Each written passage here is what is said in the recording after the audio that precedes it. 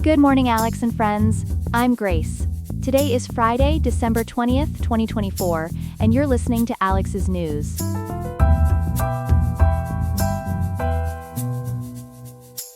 The weather in Riverside will reach a pleasant high of 76.2 degrees today, with a low of 54.5 degrees. Coming up, we'll examine how a potential government shutdown could impact military service members' December compensation. Then, we'll explore California's revised lemon law and what it means for consumers seeking refunds for defective vehicles. Finally, we'll delve into fascinating new research that's challenging our understanding of when humans first set foot in the Americas.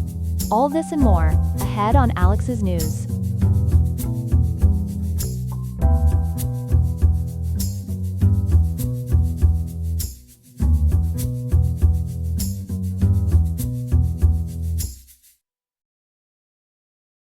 Our top story this morning: a dire warning from the Pentagon about military paychecks as we face a potential government shutdown. With us now is our Pentagon correspondent, Ethan Parker. Ethan, what's the latest on this developing situation? Grace, with just hours remaining until the December 20th deadline, the Pentagon is sounding the alarm about serious consequences for our military personnel. According to Pentagon Press Secretary Major General Pat Ryder, if Congress fails to reach an agreement, service members won't receive their December 31st paychecks, though they'll still be required to report for duty. What's behind this sudden crisis, Ethan?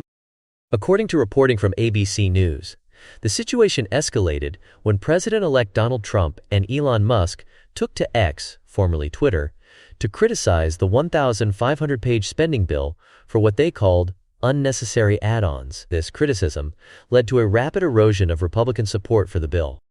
What exactly would this shutdown mean for day-to-day military operations? Military.com reports that the impact would be quite extensive, Grace. Active duty personnel, reservists, and essential federal civilians would continue working without pay. Military medical care would continue, but elective procedures could be postponed. Base daycare centers would only remain open if deemed essential for readiness, and commissaries might operate on cash reserves until those funds run out. How does this compare to previous government shutdowns? Well, Grace, historical records show varying impacts. During the 2018-2019 shutdown, the Roanoke Times reported that about 42,000 Coast Guard members went without pay for 5 weeks because they fall under Homeland Security rather than Defense. However, other military branches have sometimes been protected by special legislation, like the Pay Our Military Act of 2013. And what about our veterans, Ethan? How would they be affected? According to Pentagon sources, essential VA services like medical centers, disability benefits, and suicide prevention programs would continue. However, approximately 640,000 veterans working for various government agencies could be affected, including 90,000 VA employees who might face temporary furloughs. Thank you for that comprehensive report, Ethan. We'll keep following this story as it develops. And now for our second story of the morning. California's lemon law is about to undergo major changes that will affect car buyers across the state. Joining us to explain these changes is our consumer affairs reporter, Chloe Martinez. Chloe, what can you tell us about these reforms? Grace, in just 12 days, on January 1st, 2025, California's lemon law will see its biggest overhaul in years. According to Cal Matters, these changes come after Governor Newsom signed new legislation this past September. One of the most significant changes is a new time limit for filing claims. What exactly are these new time limits, and how do they differ from the current system? Under the new rules, consumers will have either 1 year after their warranty expires or 6 years from when they received their vehicle to file a claim. As reported by LA East, this is a major shift from the current system, which allows claims to be filed at any time during the warranty period. I understand there's been a significant increase in these types of cases. Can you tell us about that? That's right, Grace. Court records show that lemon law cases have jumped dramatically, from about 15,000 cases in 2022 to over 22,000 in 2023. This surge has created quite a backlog in California's courts. What other changes should consumers be aware of? According to Start Motion Media, manufacturers will now have to respond to written complaints within 30 days or face daily fines of $50. There's also a new mandatory mediation requirement for court cases, and both depositions and discovery periods will be shortened. I understand there was also a recent Supreme Court ruling that affects used car buyers.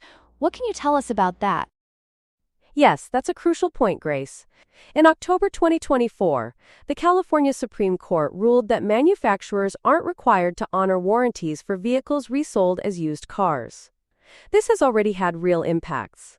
For example, there was a case involving a woman named Mariana Alvarado Rodriguez, whose lawsuit over a used GMC Sierra 1500 was dismissed because of this ruling. How long should consumers expect these cases to take under the new system? The timeline varies significantly, Grace. Simple cases might be resolved in 2 to 6 months, while moderately complex cases could take 6 months to a year. The most complex cases might drag on for 2 years or more.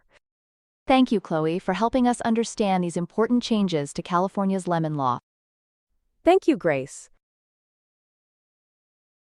Here are some other headlines. Starbucks workers are planning a 5-day strike starting December 20th, potentially affecting hundreds of stores nationwide by Christmas Eve. The strike stems from stalled contract negotiations and disputes over wage increases, with workers rejecting the company's proposed 1.5% future wage increase. Malaysia has announced plans to resume the search for Malaysia Airlines flight MH370. Nearly a decade after its disappearance. The new search will be conducted on a no-find, no-fee basis, bringing renewed hope to families of the 239 passengers and crew. Amazon delivery workers are striking at 7 hubs across the United States, including locations in California, New York, Atlanta, and Illinois. Led by the Teamsters Union, workers are demanding better wages and working conditions, though Amazon maintains holiday deliveries won't be affected. Rome's upcoming 2025 Jubilee year is intensifying the city's housing crisis, with an expected 32 million pilgrims driving up rent prices and forcing out local residents. Pope Francis has appealed to religious orders to offer unused housing while local authorities demand stricter regulations on short-term rentals. Butter prices across the European Union have surged by 19% over the past year, with some countries seeing increases of up to 49%. The price hike, attributed to global milk shortages and rising energy costs, is affecting both consumers and businesses, particularly bakers and pastry chefs. And now for our third and final story this morning.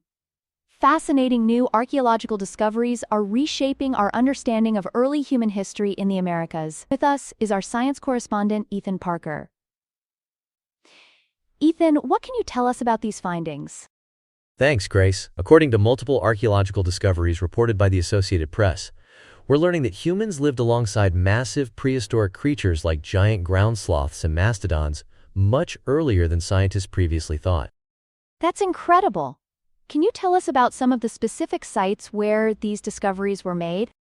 One of the most significant findings, according to KESQ News Channel 3, comes from Santa Helena in central Brazil, where researchers found giant ground sloth bones that showed clear signs of human activity from about 27,000 years ago. They even discovered that these early humans were making jewelry from the sloth's bony structures, called osteoderms.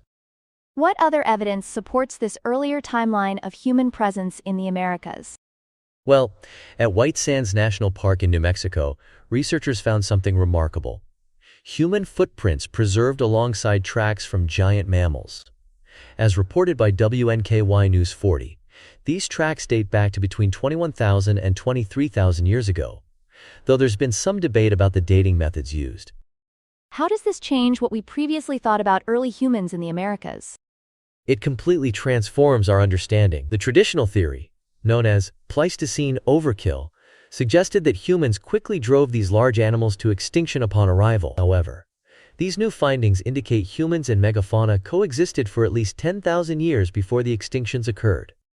And what are experts saying about these discoveries? Daniel Otis, an archaeologist at White Sands National Park, emphasizes how these findings challenge traditional narratives. Meanwhile, Maria Pacheco from the University of Sao Paulo has confirmed that the modifications to sloth bones occurred shortly after the animals' deaths, providing strong evidence of human-megafauna interaction. Fascinating stuff, Ethan. Thank you for bringing us up to speed on this groundbreaking research. Thank you, Grace. That's all we have for now. Today's episode was made by Alexander King with Claude Sonnet 3.5, the Perplexity API, and the Google Cloud Text-to-Speech API. I hope you have a great day. I'll see you tomorrow, Alex.